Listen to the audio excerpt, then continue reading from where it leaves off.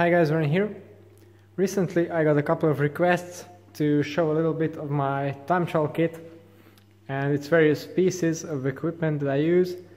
Well, to be honest, I have basically shown you everything in detail, so in this video I will just go through the bits that I'm going to use this season. So let me start first with the bike itself. I've built it up just recently. It's a size small track speed concept, the new 2018 model, which is made in Asia, thus the price on it is much better than the previous model, which was still made in the US. I run a fully UCI legal frame set here and also now a fully UCI legal position. So that means the smaller bars, turns out these are the only ones that are UCI legal, but the wide fork is. I also have replaced the standard aluminum saddle with this carbon one from the older model.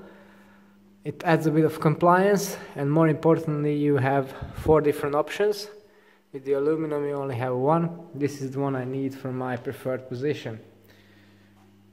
I have also switched from a size medium to a size small, and this way I have very comfortable, powerful and hopefully very aero position. As for the overall aesthetic of the bike, I am very pleased with how clean it turned out to be. I think it's my cleanest build yet. Mostly it's down to the mechanical SRAM 1x system. Also for the base bar setup, this is a strip of skateboard grip tape. Previously I used to tape it all the way around, but that's completely unnecessary, as I found out a single strip is well enough or good enough, because well, you have all the weight on the top of it anyway, so you don't need anything in the bottom or in the bottom side. With mechanical you also get no shifters on the base bar. For some that might be a downside. I'm used to that now, so if you have one shifter only anyway, it's not that much of an issue. I have a custom arm pad made by Watch Shop.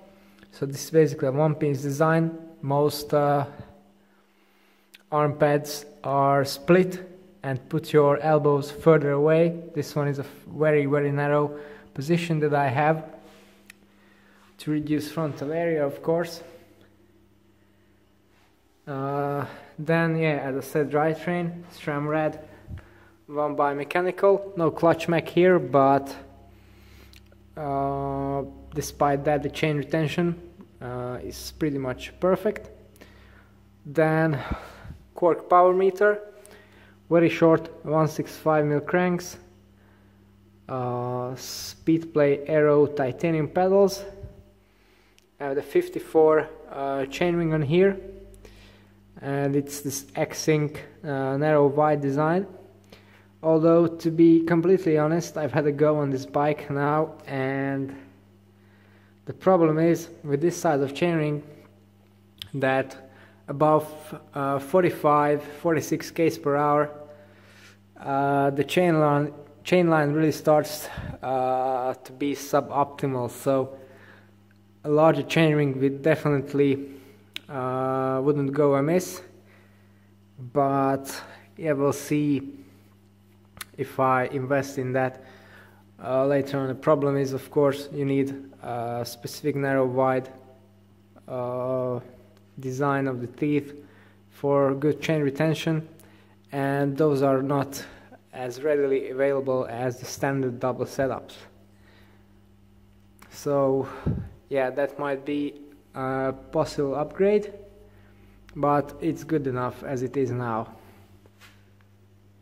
Cassette wise, it's an 1128 for the flat courses, 1132 for the rolling and hilly courses.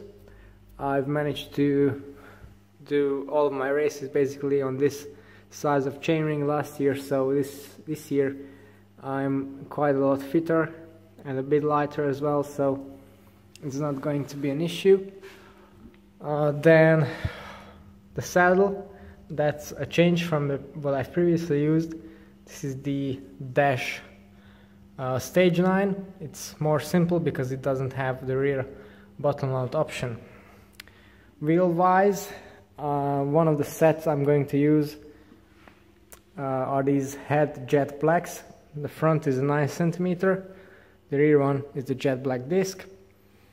I have a separate video about these, but to sum it up, I really like these wheels, great fan of them, although I haven't actually planned to buy them previously.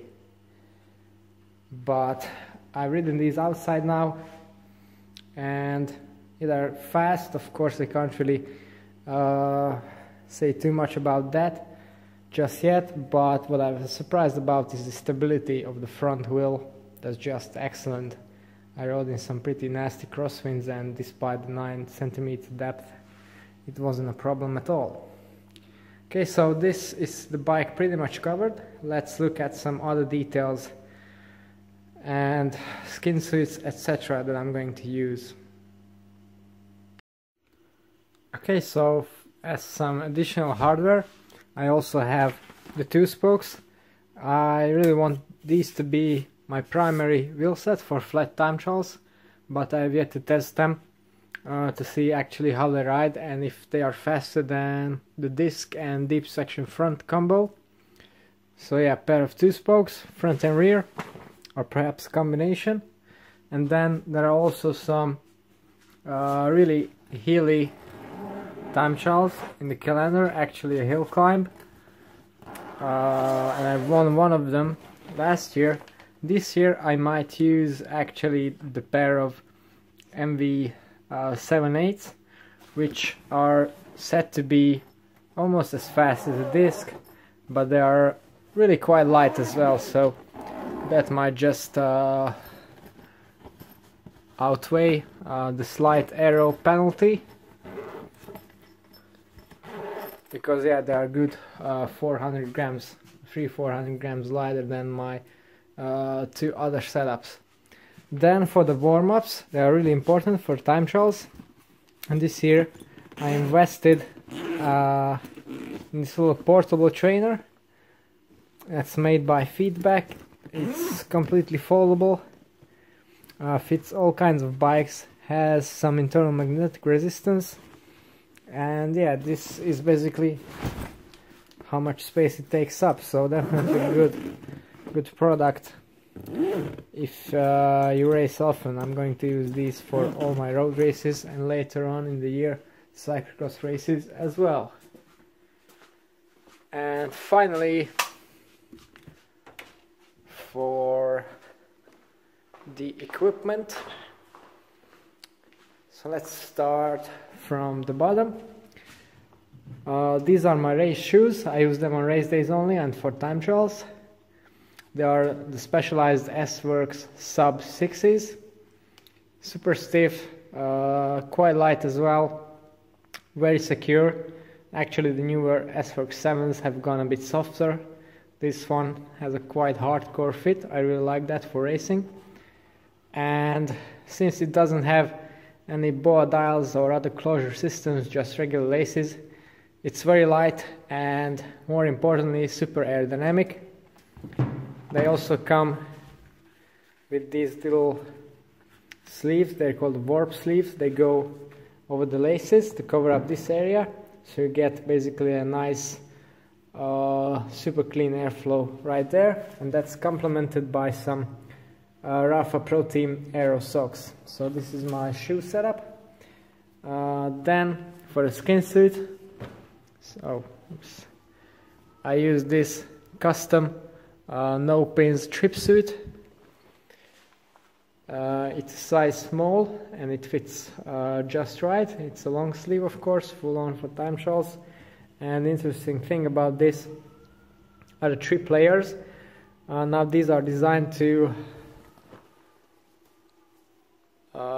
actually force the air to move around your body instead of being held up in the cavity between your arms and your torso. and you essentially get two different designs. This one, which I use, is specifically made for a really narrow hand position, so ideal for me. And another neat feature is actually the number holding pocket. And actually these skin suits are used by some pro teams in their time trials as well. So definitely a really high quality product with a lot of aerodynamic design behind them. And finally, to top it off, is the Giro Arrowhead MIPS. This isn't the ultimate version. I didn't want to go for that because it's essentially the same without the vents. They say it's faster without the vents, so I just taped them up and get the same performance. Yeah, so this is a very good airy time trial helmet, even with the vents taped up. Very good lateral vision, so it can be used for training as well. I really like this helmet. However, as I said again, there are some hilly time trials on the calendar, and this one is a 500-gram helmet. And in my previous testing, I have found that my Matte Manta, which is a super light 200-gram aero road helmet, is not that much faster again, or not that much slower, should I say, than this one. So maybe with the combination of the MVs and that, I can save a good chunk of weight, and maybe that will outweigh the aerodynamic benefits of these heavy, more time trial oriented products. So I might go in this direction for those hilly time trials. For the flat ones, of course, this standard specification is what I'm going to use. Okay, so if you'd like to see more about these individual items, then you can check out my previous videos, or if there's something else you're particularly interested in, then I'll make a new one. And I think further down the line I'm going to do a similar video about my road racing setup as well. So stay tuned if you'd like to see more about that. It's all for today, thanks for watching, and see you next time.